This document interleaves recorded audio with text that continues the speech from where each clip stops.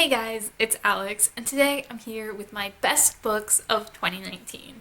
I always get so excited to do this video because this is the last of kind of my year-end list. I've already done my worst and my honorable mentions, so it's time to get to the overall best, like the books that were my new favorites of the year. The way I do this video is that I only count books that I gave 5 stars that were new to me this year. So no rereads on this list and no books that were under 5 stars, which for me keeps it very narrow.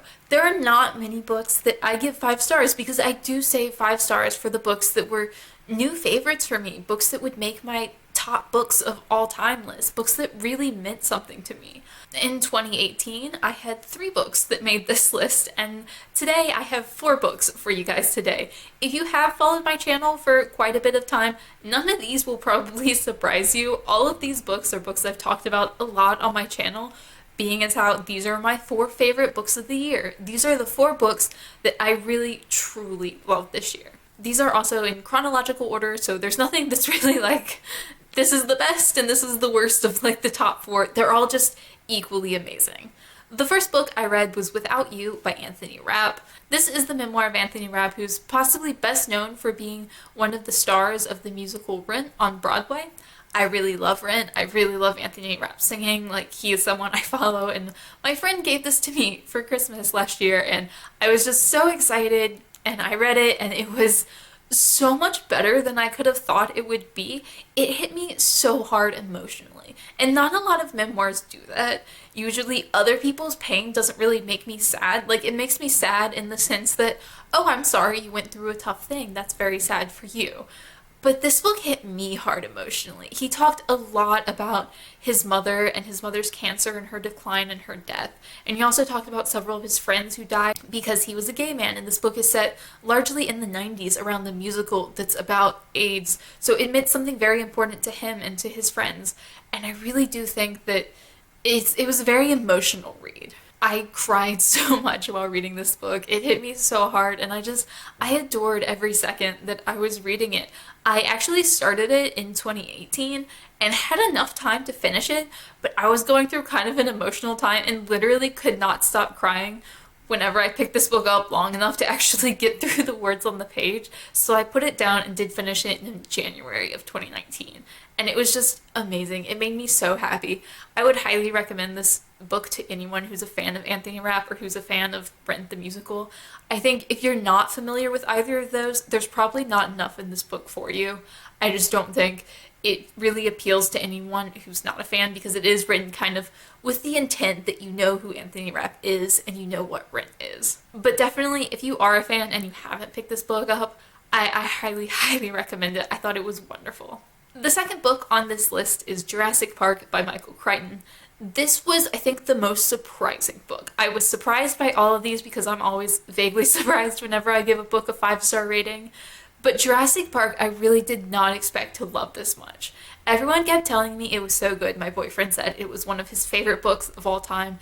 And then I finally read it this year, and I adored every second that I was reading this book. In case you haven't seen the movies, this is a sci-fi book about a theme park that's basically dinosaur themed. They've managed to clone dinosaurs from DNA and create them from scratch, basically, and now they have a theme park that's full of dinosaurs, and they don't know how to handle dinosaurs, so everything goes wrong and people die.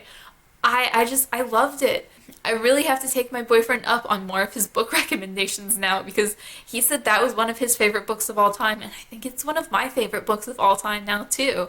I really enjoy the movies, but the book felt like it had so much more depth than the movies did. It felt like a more fully fledged story, and it felt like something that I cared about so much more than the movies. For me, the movies are always a fun time. Like, I like watching them. If you put them on, I'll enjoy it. I'll have fun.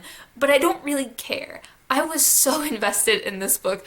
I loved the people. I think the people were a lot more present in the book than they were in the movie. I think a lot of the people in the movie were kind of like, oh, let's show up for this one scene to have like a funny death scene. And then kind of like that was it for them. Whereas in the book, they showed up more and more. I loved it. I didn't think it was too sciencey, which I was very concerned about because I'm not a sciencey person. I don't really like science. I am not very capable of following science. And I followed the science, or the pseudoscience, as it were, in this book really well. I thought it was explained really simply. I thought it was very interesting. And I loved the way science was kind of tied into this world. Like, I mean, not the world, but like the theme park and the way everything's set up. And just like, the way it exists in this world is so fascinating. And this whole book was just like utterly fascinating and so much fun, and I had a blast. I still haven't read the sequel yet. I read this book, I don't know, in February or March or something of last year. Still haven't read the sequel because I keep hearing how bad the sequel is and it kind of turns me off. But I love Jurassic Park and I'd highly recommend it if you're a fan of the movie. The next 5-star book I read is actually from an author that made his way onto my honorable mentions list as well. I felt like I had to go with both because I read a lot of his books this year, but Missoula by Jon Krakauer was my standout favorite. I loved Missoula so much.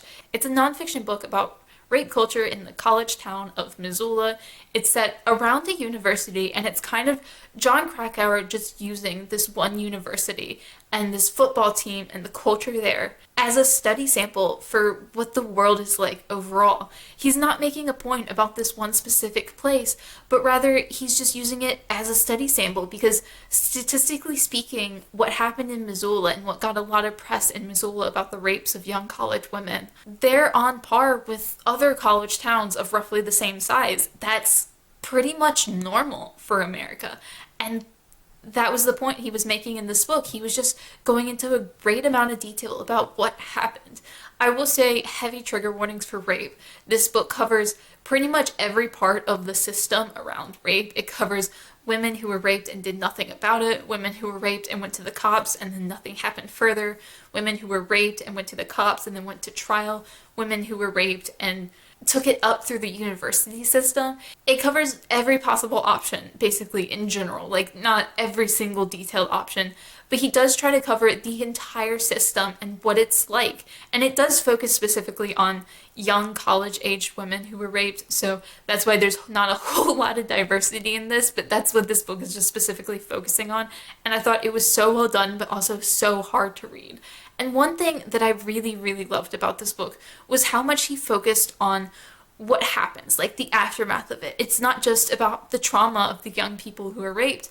It's about the system. It's about what happens in the system, what the likely outcomes are, what people go through who are raped, who take things through the system, whatever possible way.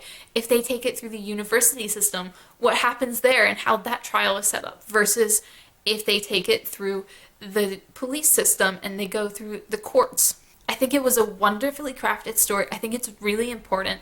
And I think in particular, this is a book that I would recommend to people who don't know a lot about rape culture, who are trying to get into it, who are trying to learn more, and who understand that they're ignorant or trying to improve themselves and just like teach themselves something. Because I think Krakauer, when he was researching this book, he came from a place of ignorance. He came as someone who didn't really know much about rape culture. He grew up as a man, he was never sexually assaulted, and he just didn't know much about it until he started asking questions and he realized this was something that affected a lot of women in his life, and he just started researching and let these women tell their stories.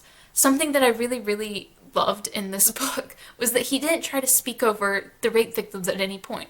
He was using himself as a vehicle to tell their stories. At no point did he ever speak over them. And actually, I didn't hear his voice and his own thoughts until towards the end of the book, when he was sort of talking about how he came to this subject and how this book came to exist. And I really enjoyed it. I would highly recommend this book. I thought it was amazing. It was incredibly hard to read. I did have to read it just like a couple of chapters at a time and then put it down because reading it too much was definitely too much for me. But I would highly, highly recommend it. The final book on this list is The Radium Girls by Kate Moore. I loved The Radium Girls. Like all of these books on this list, I loved them all. But I think The Radium Girls has a special place in my heart. This is a nonfiction book about the 19-teens, 1920s, about women who worked in radium factories. They painted dials on watches with radium paint. And because this was, 100 plus years ago, there wasn't as much information on radium poisoning out as there is now. So the girls would paint with this radium paint. They wouldn't wear any gloves, they wouldn't wear any kind of protective gear, and they would even put the paint in their mouths. They would point the brushes with their lips to get the finest point so that they could write the numbers on the watches. And a lot of these women got radium poisoning. A lot of them died. A lot of them suffered horrifically because of this radium poisoning, because they were told part of their instructions through their job was to point the tip of the paintbrush with their lips. This book tells their story. It tells the story from the beginning of these very, very young women, in many cases, who were in their teens or early 20s, who suffered lifelong consequences, and some of them died very, very young because of radium poisoning. It follows them all the way through their lives, all the way through the trial, because they sued the factories who employed them, who didn't tell them that radium was dangerous. And this is just the story of their lives and what happened to them. And it was so well written. I adored every second that I was reading this book. It was incredibly hard, I would say, if you're someone who gets kind of queasy at reading graphic descriptions. Radium poisoning does a lot of terrible things to your body. And as I was reading this book about these women who had horrific cancers in their jaws, I was having a lot of jaw pain at the time. So this book gave me a great deal of anxiety and a great deal of pain. But I think that's kind of one of its strengths. If a book can make you physically feel pain as you're reading it that's described in the book, I think that's a wonderful thing. I think that's a testament to how great the author is at writing this, that they're making you feel it through their story.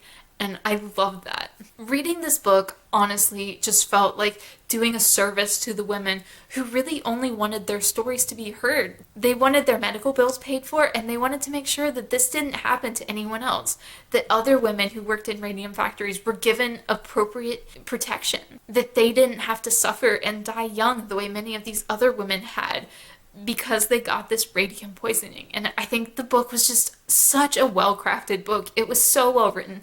I was interested in the topic. I think the topic is incredibly important, and I think it just does a service to the women who died to read this book.